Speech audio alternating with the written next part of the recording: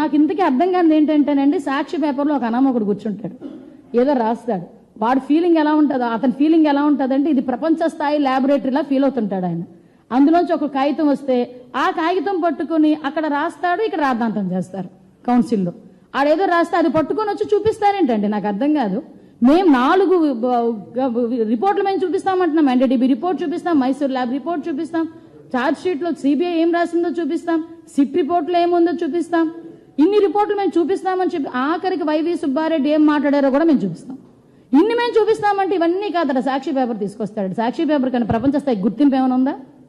ఇంకో విషయం కూడా చెప్తున్నానండి, ఈ రోజు వరకు హెరిటేజ్ సంస్థ ఎవరికి కూడా సరఫరా చేయకూడదు అనే నిబద్ధత ఏదైతే ఉందో, ఈరోజు వాళ్ళ బుద్ధిని ఏదో అంటారు కదా, పచ్చకామెరలోడికి లోకం అంతా పచ్చగానే కనిపిస్తుందని సాక్షి పేపర్లో యాడ్లకి, సాక్షి పేపర్ కొనుగోలుకి ప్రభుత్వం నుంచి ఎన్ని కోట్లు, ఎన్ని వందల కోట్లు గవర్నమెంట్ సొమ్ము సాక్షి అకౌంట్లోకి వెళ్ళిందో మీ అందరికీ తెలియదా? దగ్గర యాడ్లు, అదేవిధంగా సాక్షి పేపర్ కొనుగోలుకి దగ్గర 600 కోట్ల రూపాయలని కూడా రెండింటికి కలిపి ప్రజాధనాన్ని తీసుకెళ్లి సాక్షి అకౌంట్లో వేసుకోలేదా?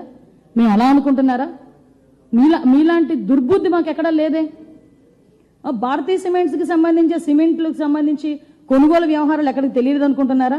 మేము ఒకటే చాలా క్లారిటీగా ఉన్నాం, ఈరోజు మేమేమీ తప్పు చేయలేదు కాబట్టే ఎక్కడ కూడా మీ క్లియర్గా కల్తీ జరిగింది అన్నది క్లారిటీ ఉంది కాబట్టే ఈరోజు మీరు చర్చకి రండి అంటే మేము సిద్ధంగా ఉన్నామని చెప్పాం.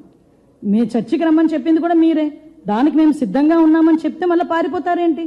ఇప్పుడు గుర్తొచ్చింది ఆ బడ్జెట్, కమింగ్ 2 days బడ్జెట్ గురించి మాట్లాడాలని. మరి 4 రోజులు బడ్జెట్ సమయాన్ని ఎందుకు మీరు వేస్ట్ చేశారు?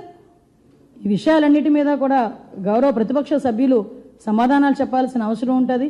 మేము చాలా క్లియర్గా ఉన్నాం. ప్రజాహితం, మళ్ళీ చెప్తున్నా, ప్రజాహితం గురించి మేము ఎటువంటి చర్చలకైనా మేము సిద్ధంగా ఉన్నాం. మేము ఆధారాలతో నిరూపిస్తాం. మీకు దమ్ముంటే ఆధారాలు తీసుకొచ్చి మాట్లాడండి. ఏదో గుడ్డ కాల్చి మొహం మీద వేస్తాము మీరు తుడుచుకోండి అంటే అది అవ్వదు. ఇది ప్రజాస్వామ్యం, ప్రజలకి మనం సమాధానం చెప్పాలి. ఈ రోజు ఇక్కడ కూర్చొని మాట్లాడుతున్నానంటే ప్రతిపక్షాలకు మేము సవాల్ ఇవ్వడానికి కాదు, ప్రజలకి మేము చెప్పుకోవాలి కాబట్టి, ప్రజలకి చెప్పాలి కాబట్టి మేము క్లియర్గా ఇక్కడ కూర్చొని మాట్లాడుతున్నాం. దయచేసి ఇది అర్థం చేసుకోవాల్సిందిగా కోరుకుంటున్నాం.